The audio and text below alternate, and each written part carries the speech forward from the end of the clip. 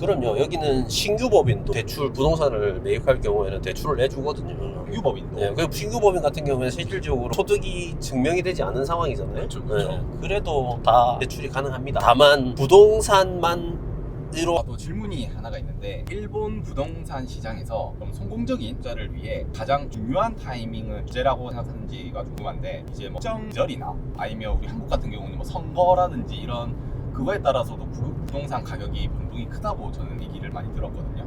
근데 과연 일본에서는 투자 타이밍이라고 해야 될까요? 뭐 계절이라든지 뭐 선거라든지 뭐 이런 거에 따라서 좀 투자 타이밍이 바뀌는지, 일본 부동산 시장이 더 궁금한 게 있는데 한번 이야기 드렸을까요? 일단 일본은 부동산의 매매가 시즌별로 혹은 특정 기간에 집중되는 경우는 거의 없습니다. 그래서 전체적으로 고루 분포를 하고 있는 게, 반대로 얘기를 드리면 타이밍은 없다라는 거죠.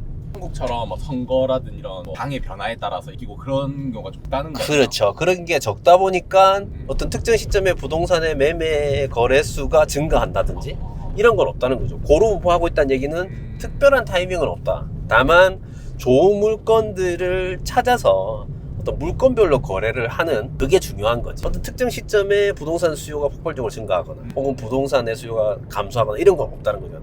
이런 건 있습니다. 다만 보통 여기는 3월에 보통 이 새로운 회기를 시작하는 게 많거든요. 네, 3월 정책 결산, 변화. 네. 네. 뭐 정책 변화도 그렇고 그다음에 발령도 그렇고.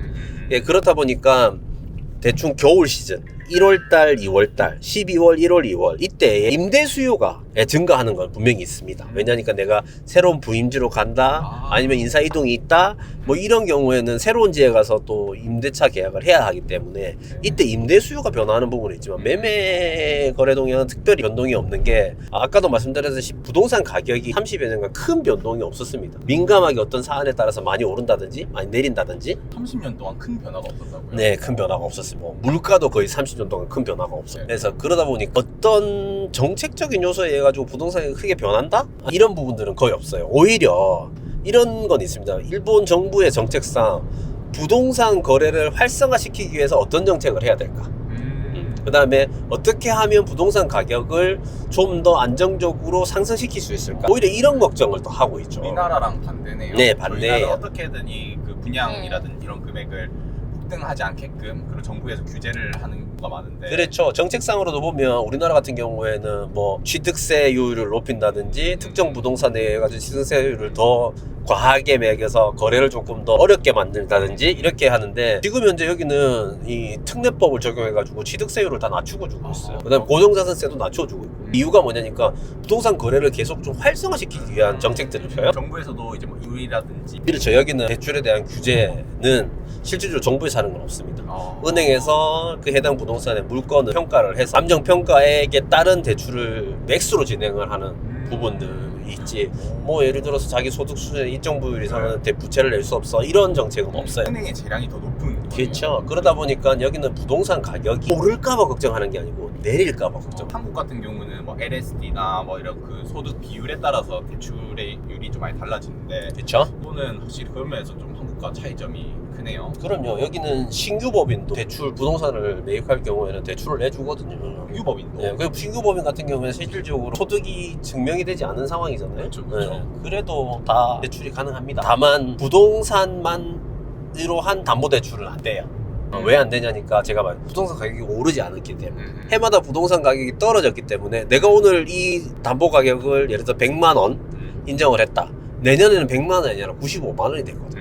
그러니까 담보 가치가 계속 떨어지는 상황에서 담보만 가지고는 대출을 할 수 없다라는 거예요. 그래서 일정 부분은 신용을 포함해서 대출을 진행을 하죠. 그럼에도 불구하고 뭐 소득 수준 일정 비율 이상은 대출을 하지 않는다, 이런 제도는 없습니다.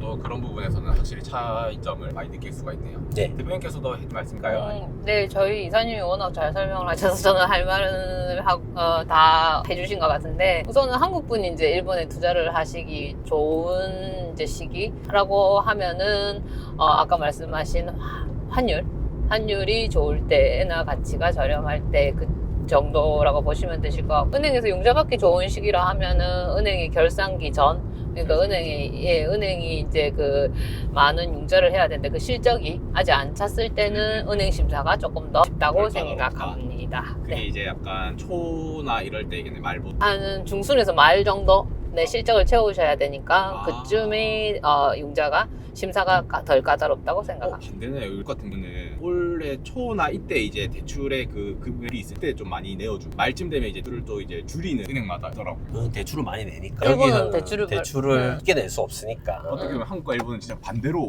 이기고 있는 네. 거예요. 그래서 초에 영업을 많이 하는 은행들도 있겠지. 기준이나 규칙을 좀 지켜서 네. 영업을 진행을 하고 그다음에 실적이 덜 차게 되면 이게 보통 은행들도 12월 결산이 아니라 3월 결산을 해요.